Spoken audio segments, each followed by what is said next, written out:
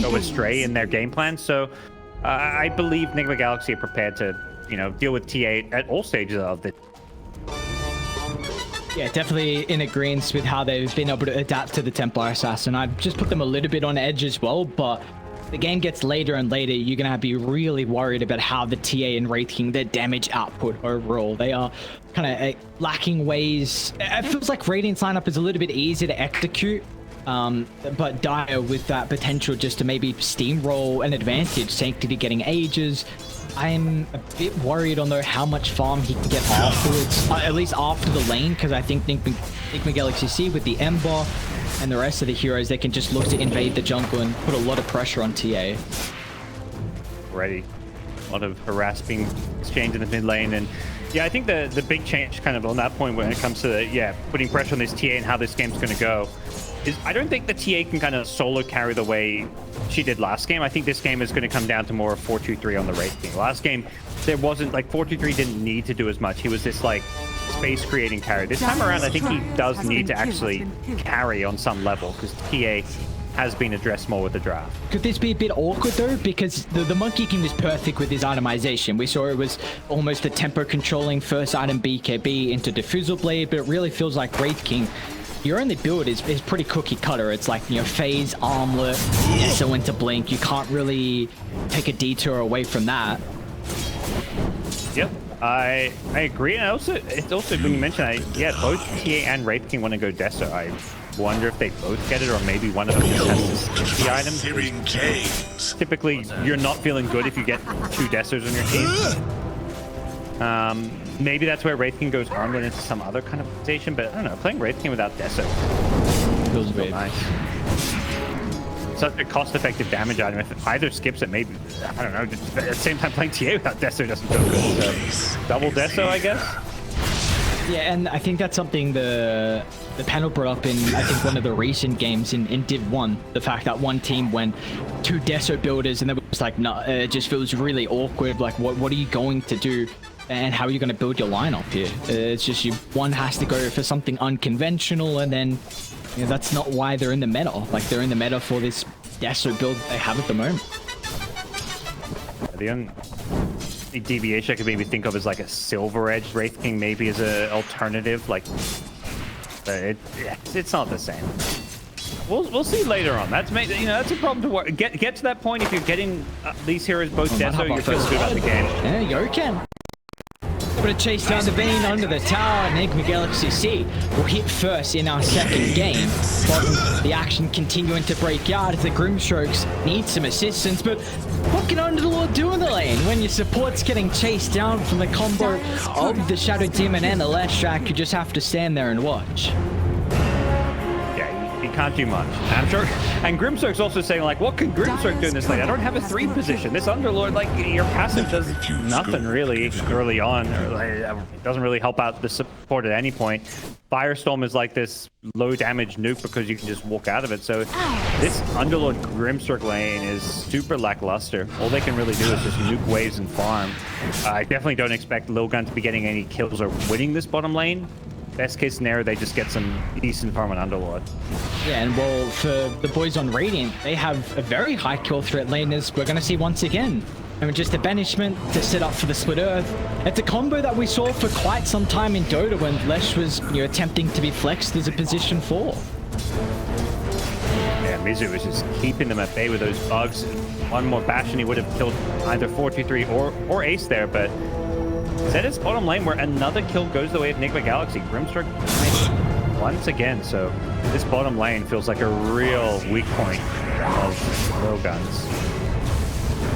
Gucci on top. There we go, that's a big one. We were saying how weak they were previously, just to be able to pick up the Wraith King there, who's a really strong laner, but again going against the Weaver, who they left in the pool. No. Yokem, I mean, we're seeing how much work he's able to put with it. He's already got the urn.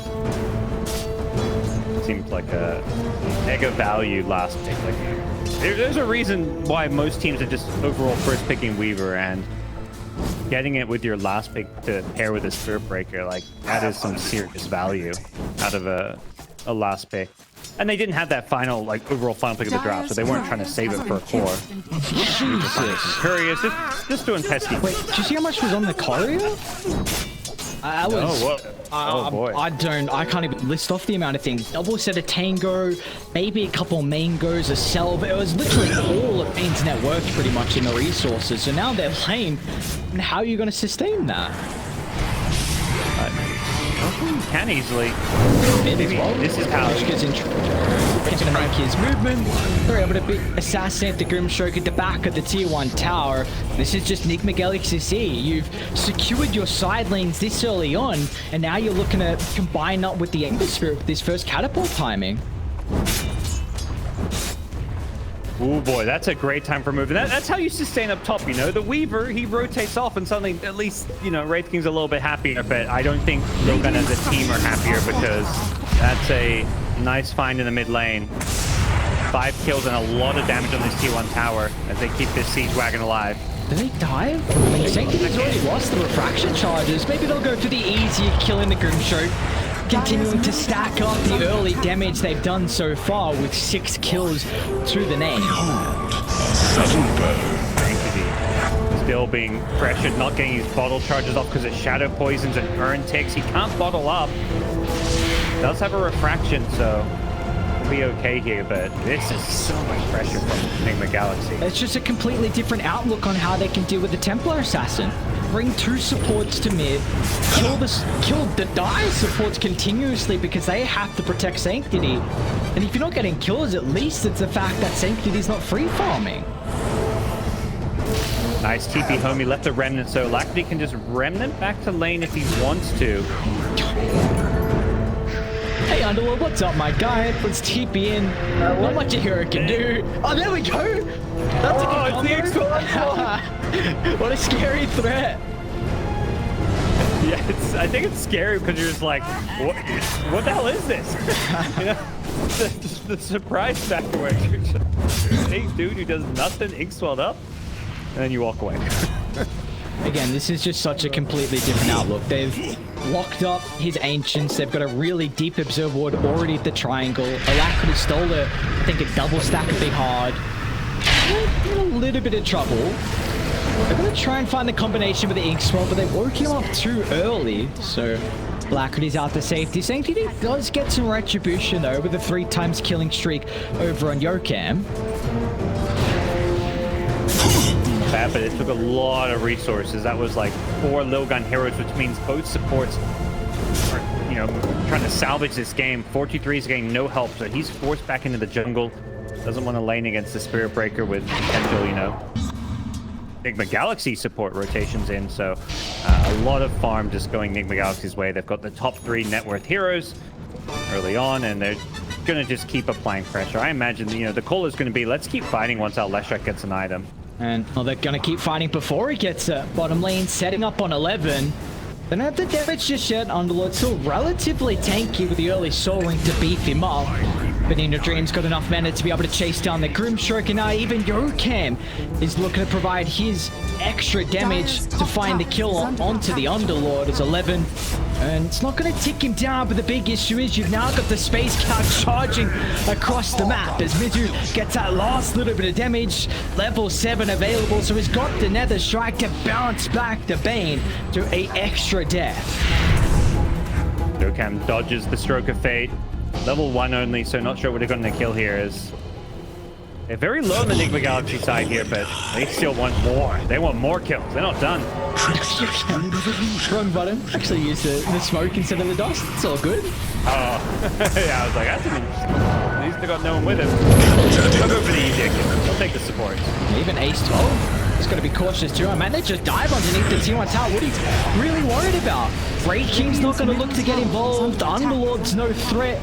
T2 might be a little bit more of a difficult beast to overcome. Don't you undersell Underlord like that. He just sniped that Shadow Demon kill in the back lines. It was like a 100 health Shadow Demon. He's like, oh, I got this. I got the help of the atrophy hero. This is what I'm built for. Yeah. That's why they drafted me. I'm sniping heroes. My 335 movement speed. Sanctity's going to try and snipe Alacrity as well. Who's baiting coup? Who's doing the damage? Alacrity's actually winning the man fight at the moment. The Remnant out to safety though. He's not going to stick around too long to see if he's going to be the victor or not. poisons or get a little close to that. Could have gone pretty bad for him. 10-minute rune coming up. Ember would love a top rune regen. Arcane rune, he'll take that. Fortunately for TA, Ember can stay active on the map. All right, so we were putting a lot of emphasis before on kind of the TA Wraith King itemization and how this game's going to fare overall with how 423 can provide its impact. He's gotten a lot of space with all the brawling and skirmishes we've seen mid to bottom. 423's been free farming. Second in net worth at the moment. Is he their angle back into this game? They're hoping so. Usually Wraith King though, you need like, it's not like you just come online with armlet. Like some of these heroes you get armlet, you're ready to fight, like, you know, like the Marses and stuff, more the opposite. Wraith King isn't really that hero. He's only got the 1 point in his Wraith Fire Blast, so it's not like he's really great fighter right now or anything. So I don't think he's their way back in this game yet. Eventually he can be, but the problem is what happens before we get to that point. And you know, Enigma Galaxy is just naturally going to fight better with the pick-off potential of Ember, the pushing potential of Leshrac, but you need to make sure they don't get outnumbered. No, they're looking to set up top in your dream. And fighting the Underlord at the moment, he's got some assistance with Polison and Mizu waiting in the wings. Now that Lil Gun supports have shown up to the party. Not going to make the attempt deep under the tower. Radiant structures are fortified. Good discipline. Like, they could have gone for and probably killed the Underlord, but they may have lost a hero or two in the process. So they, you know, they say, okay, if he's TPing in, that means the supports are TPing in. Well, looks like they're going to make the attempt now. I don't know, 11. He's pretty big due to the help of the cloak, so they're going to target down the supports initially, as Kishka will lose the life, and now, without the tower as well for the extra reinforcements, it's going to be Yokem to find the double kill, but they're not done just yet. The train continues to roll on. 13 kills for Enigma Galaxy C, and they're looking to make it a 14th deep underneath the tier 2 tower. Really good just team coordination at the tower. They waited, they were patient, then they used the poison to scout and get vision, make sure they know how many heroes are up there. They got vision of the supports. I think prioritizing killing those supports is the key thing if you want to dive that T1 tower, and that's why they didn't hard commit on the Underlord at first, because, you know, that could have gone badly for him. So they chill, they wait for backup to arrive, they dive the supports, take a T1 mid as well to follow it up, or they're looking to. They can get this T1 to go with that top tower. This game starts to look really good for Enigma Galaxy. And this is the powerful thing about the Underlord, though, which naturally we see the hero picked up, is to defend towers. But the fact that you've already lost Tier 1 top and now middle feels like a big value of the hero is completely wasted. Yeah, that is definitely a worry. Like, that is such a good point, because you don't want to be just sitting back. Like, I don't know. He is a turtle hero, but it's kind of like, what are you turtling for?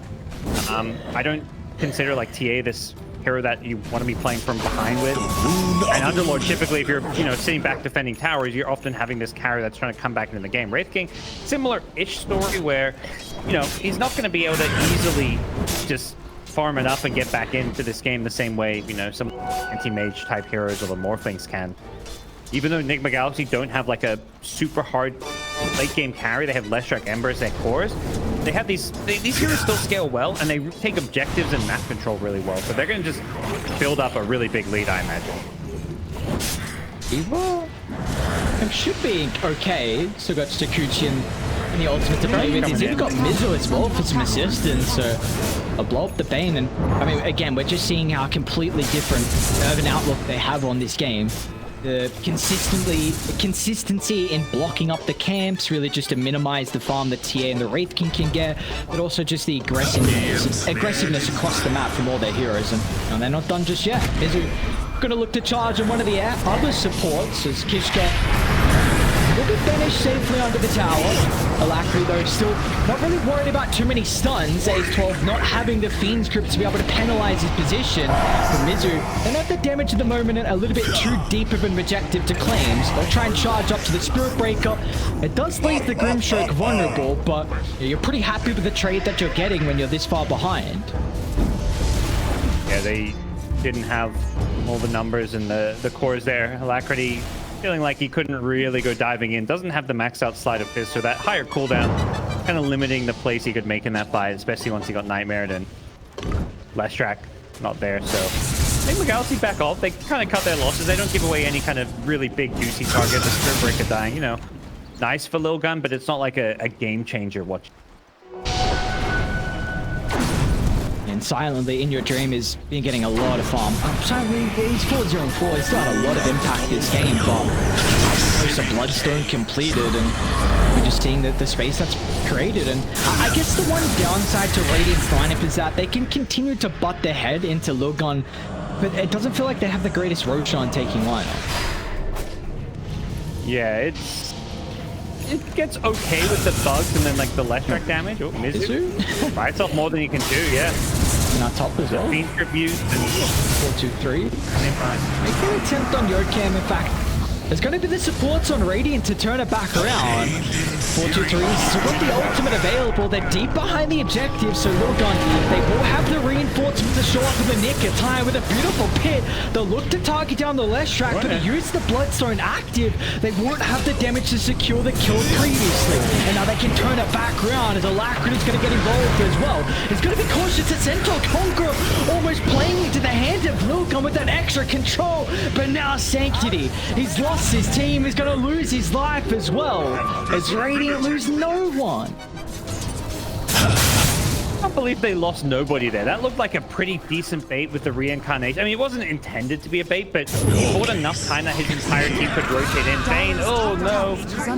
Going for a knife on the Ember. Not sure what he was pushing forward for, but he dies as well. Like, the reincarnation bought time for all the rotations to come back. They synergized pretty well with their spells, and their initial initiation from the Underlord was actually pretty good with the Pit of Malice, but they just didn't have the damage to kind of come out on top of the fight because 4-3, you know, he's not that farmed on the Wraith King yet. Also was on the back foot in TA.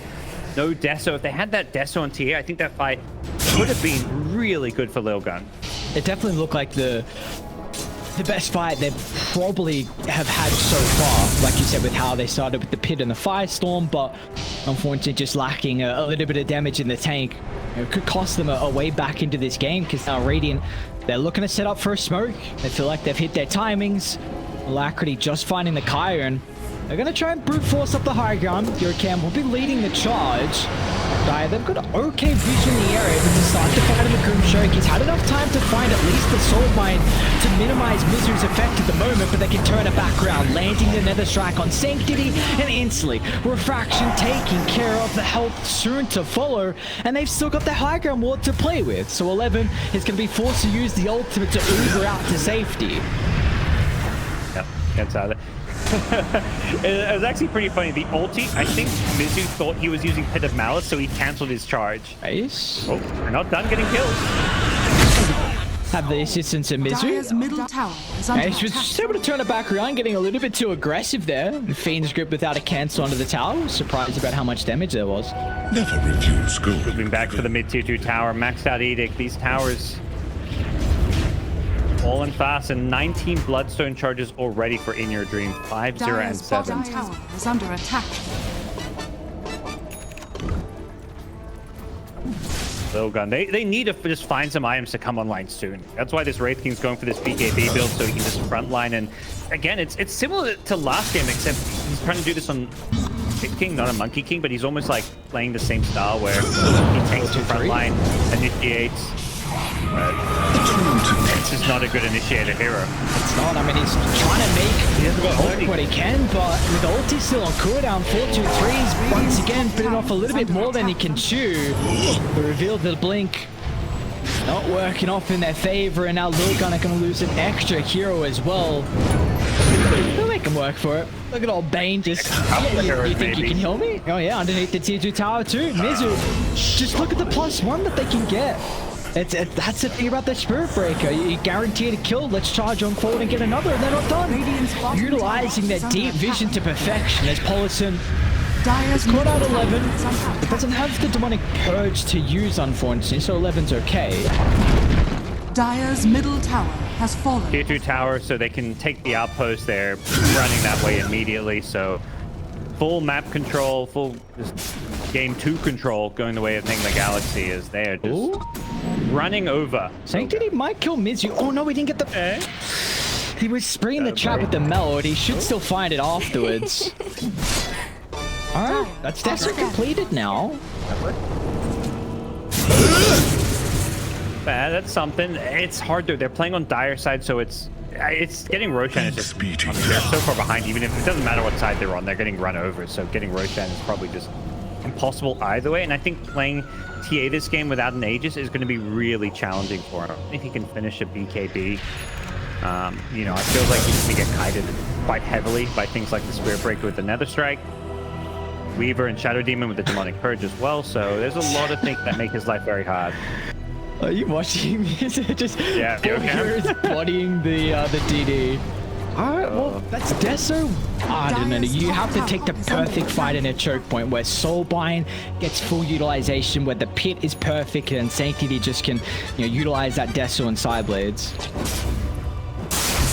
Bottle DD is just kind of those things. If you're taking a fight, you're acknowledging you have to either purge it off with Shadow Demon or just focus the TA and kill Sanctity. Alternatively, you can just stall it out. Like eventually this TD is going to auto pop if you wait a couple of minutes. So, you know, they don't have to fight into this TD if they don't want, but at the same time, this is a TA without BKB, without Blink. So I don't actually think they're going to be that scared of it. And it's actually Radiant that are just looking to move into Roche. They got the bows, they got the medallion on Yokem.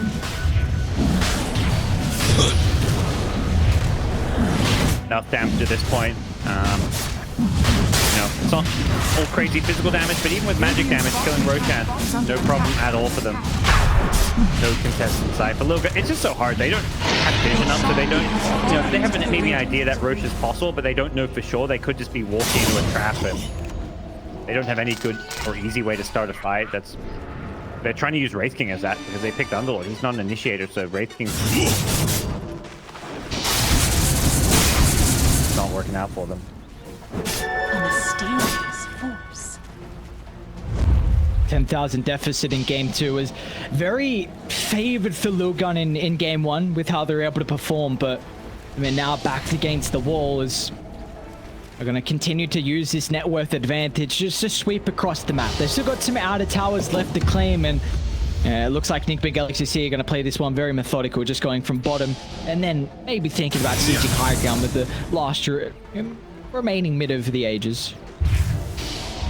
Don't seem aware of Sanctity down this bomb lane. If the smoke pops, they might figure out that the TA is nearby, and they have got detection, but it doesn't look like they're going to walk close enough to the TA to find Sanctity. Dire's bottom tower has fallen. Do Lilgun go for some kind of wraparound play? I just can't see it working. Not without BKBs, and it does feel like Nick McGalaxy is going to be the ones who can just barrel down these lanes. And even, yeah, they could theoretically threaten high ground here. TA is just cutting waves to try and delay and stall the flow.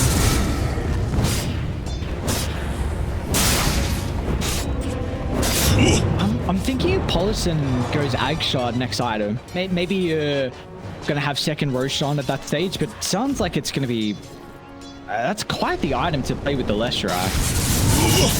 Yeah, selling what, Nightmare this game, the roots from the Under, that does sound pretty damn nice.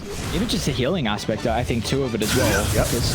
Yep. Again, we've spoke about the Oracle is one of the better pairings with the Leshrac, Shadow Demon. It's got a save, but doesn't really have that healing aspect, so if you can look to itemize into it. Who are they running into? Mizu?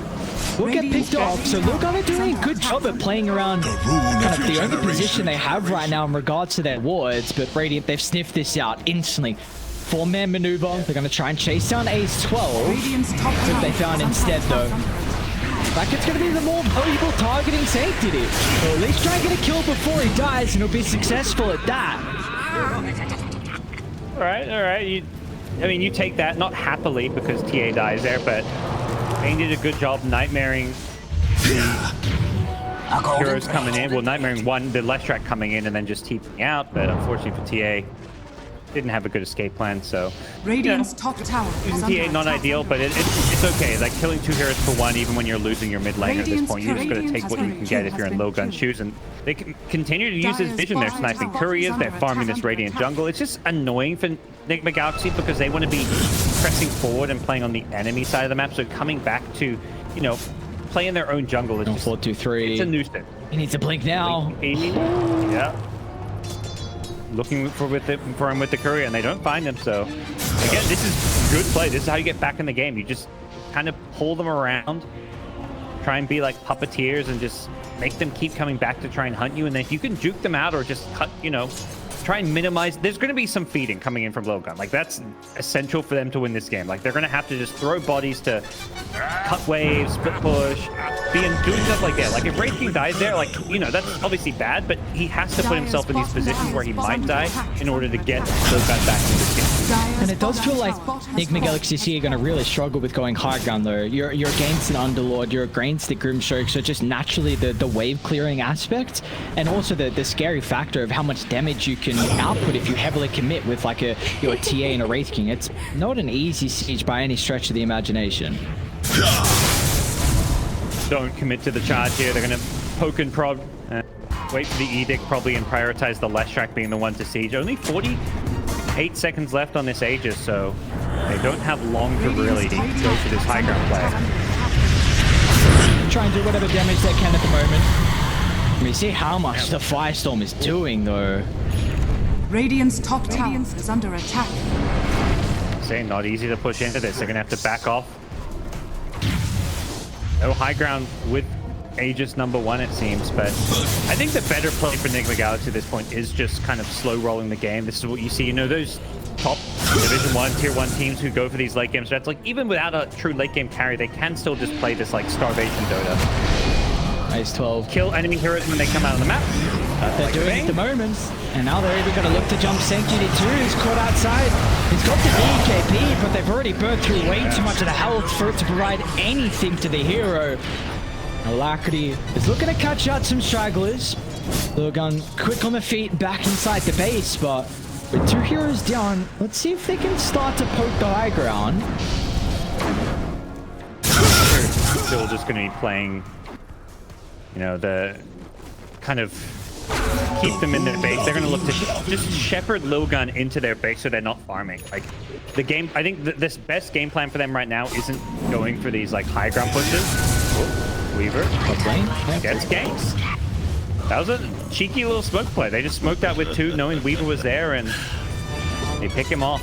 But yeah, Enigma Galaxy want to just play like the farm game where they're farming more of the map than Lilgun are, and any Lilgun heroes that leave their base, you want to hunt them down, but you got to be careful not to, you know, spread your resources too thin. That's kind of what was happening there with Yokam being a little bit greedy, playing top side of the map by himself, and Logan recognizing it.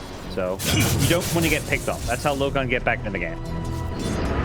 Do you feel like the 11's right. Do you feel like there might be value for an earliest gem from Radiant, considering how much of an issue it's been just with the vision that Logan have had? 100%. Yeah, that's definitely against TA with the traps, and you're in this game. Whenever you're in that position where you're trying to starve out your opponents, keep them bottled up, force them to turtle, having a gem to deward their vision is always feels good. Against a TA, doubly so. But maybe interested in taking some fights soonish because they've got that BKB on TA now. So this game can start to look a bit different. Even 4-3's got BKB, so well, this game has been old Enigma Galaxy so far. 10k gold lead, 29-11 kill lead. These BKBs do change the dynamic of this game quite drastically. Dire's bottom tower. Again, the ideal fight for them is going to be around a choke point area, though, where you're able to lay down the pit, utilize the soulbind to get rid of its high mobility factor, which we're going to see come into play. Alacrity blows up the bait. They're looking for the additional time, and they're going back into the pit of Mellows. So it's going to be cautious because now they've found the soulbind leash. Can they blow him up throughout the duration? They're doing a great job to control Sanctity. The damage is lacking at the moment. They just double back, baiting them outside the baits, and now the Templar Assassin getting ripped apart as there's no answer at the moment. As 4-2-3 is going to continue to stand his ground, but they've lost the first life, and now the second round is over and done with. The Polison further in they go. The buybacks bringing Enigma Galaxy in. They've got to be a little bit more cautious. There's that choke point fight. The Pit of the Firestorm doing a ridiculous amount of damage on In Your Dream, and he'll be condemned 3 down. Nicely done, but again, how much are they going to get out of that in regards to golden experience? Yeah, they need to try push out these lanes, take some towers, or get some follow-up kills, but Mizu's already TP'd out, so good use of the buybacks. Like if you buy back there just to like save your high ground and not get kills, it sucks. It doesn't feel good. That's how you just, you know, you're throwing away gold at nothing, but getting those kills, sick pit of malice, you know. 3 heroes calling 11 saying, you know, I hear what you're saying about Underlord. You know, this hero can do something, but it's still not looking or feeling great for Lil Gun, but it's little steps in the right direction. The problem is the heroes getting all those kills aren't the heroes you want the comeback gold going to. Wraith King and TA were dead. It was Underlord getting a 3-hero pit of malice and then Grimstroke hitting them all with a stroke of fate to do like some crazy magic damage. I think, yeah, the problem is Wraith King and TA, you know, you want them staying alive, getting kills, and suddenly like being 2,000 gold rich. He's now posturing around. Next Roshan's already respawned, and we'll see if Lil Gun have the ways to kind of scout this one out and play around it. They've got a TA trap in the pit. That's something, imagine that Weaver is somebody's going to need some sentry vision for, because you do not want to give Lil Gun a chance to take Roshan or catch you by surprise when you're going. Yeah, and the fact that you brought up just previously is that the important heroes on Dire aren't the one finding the kills, so their trajectory into that next item is just continuing to slow down, where we see Radiant, you know, Alacrity is playing with the Aghanims. We just saw Cam complete his own Aghanims as well now, so multiple defensive factors and a ridiculous amount of magical damage. Roshan they go, the TA trap being cleared out, so doesn't look like Lil Gun feel like they've got the map control, the vision, or, you know, maybe just they don't feel they're strong enough to contest this at all. They also just don't have a read perhaps on what's going on, because they're smoked up and they're playing down bottom, or Invis up on the Bane, not smoked. Not finding any pickoff as they'd perhaps hoped to. Aegis Aghanim shard as well picked up here for the boys on the Radiant. The shard was given over to Alacrity, so yeah, perfect timing as soon as the Aghanims is completed. I'm gonna see just such a messy fight. He's even got Lotus Orb now too, so Alacrity, it's just the name of the game is that extra armor is a big factor. We've seen how Leshrac is itemized, his, you know, Shiva's even holding the blast rig at the moment. Under attack. Feels really nice, this Lotus Orb. You can put on the Leshrac when he's high grounding too, so it's like this item that helps you out, but in certain situations, like an Aegis push when you're going high ground can help out your teammate as well. And your dream does TP bottom, so I think the Galaxy say, you know, we're in no rush to push. We'll play the lanes and push them out as well, make sure that we get a bit more farm. I mean, it's looking pretty grim though. 14,000 net worth lead, about an 82% probability for Enigma Galaxy C, and again though, like Lil Gun, it was a different offlaner, but they have stored games out with the Underlord and come back in games where we thought they weren't able to take it. So somehow they're still in this. This game's not over, and you know, we could see a miraculous high ground defense to pull it back in. Let's go. Give it. Good. Enigma Galaxy's lineup, it's not like they have that hero that, okay, this hero gets farmed, they win the game. It's going to be like a full kind of, you know, team effort. And looking at that kind of 3-core approach where none of them are these true hardcore late game carries, but they all can at least scale. Spirit Breaker with all the crazy movement speed from an Aghanim Scepter charge to do a lot of damage, and Leshrac, pretty good high ground here. That he is. But 11, pretty good high ground defense hero as well, as we see how much the damage Firestorm's able to do. But in your dream, he's got the help of the time lapse. Got to be cautious though.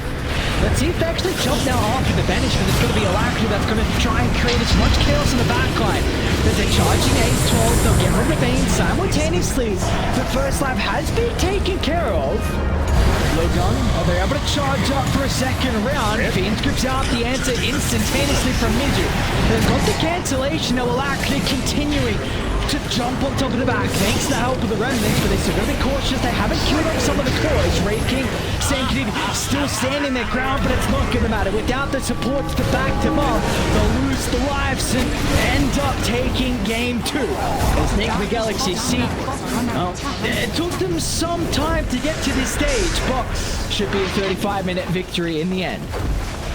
Dire's No bottom GG's just yet. I guess TA's buyback just came back up, but surely it's GG. They're going to prioritize going for the lanes of Rax. Not going for the throne, but really solid fight. Just using that. That's how you go high ground. Great job just, you know, putting all these defensive tools on left track. They do end up losing the left because there's some good burst damage from Lilgun, but buying enough time for Alacrity to go in the back lines, and Alacrity just doing a good job understanding the most important part of his role, which is going on these supports. Like heroes like Grimstroke and Bane, you can't allow them to just sit on the back lines, passing all their spells. A hero like an Ember with an Axe Scepter, the perfect hero to hunt them down. Lilgun is still looking to battle it out here. They haven't GG'd out just yet. Yeah, 2 full sets. Well, we're seeing, yeah, Radiant didn't go for the tier 4s of the throne. They may even get the megas. So I was with you when you were calling. I was like, okay, yeah, it looks like no buybacks. Like this is just game over, and it probably still is. But they're going to try and play into the megas. They don't have the Medusa type hero though. TA, Wraith King, these are not heroes that play well into mega creeps. And I think Enigma Galaxy maybe could have just gone for the throne there, but they're in a position where this game feels all but unlosable now. 28,000 lead. Like you said, they don't have that here. I mean, Sanctity's working on the rapier, but you need quite some time to get to that stage. I don't even know if it matters if he has the rapier, just everyone else is dying around him, and that's off the back of how Mizu and Alacrity are playing on these type of heroes. So hard. Like, at this point, just having BKBs on these cores doesn't feel like it's enough. He's gonna win weight. Yeah, Rapier can you even get up to this Rapier? Doesn't seem likely. Need some assistance simultaneously again. Alacrity just jump in the backline, making so much chaos that they can target down the Templar Assassin, who does have a buyback. They need to answer the Fiend's grip, and Ingrid Dream's going to do so thanks to the Wind Waker. They're deep inside the Dire territory, but with such an insurmountable lead, it just feels like Dire, it doesn't even matter how deep back they go. Second life for 4-2-3, but Alacrity still has plenty of remnants to play around with.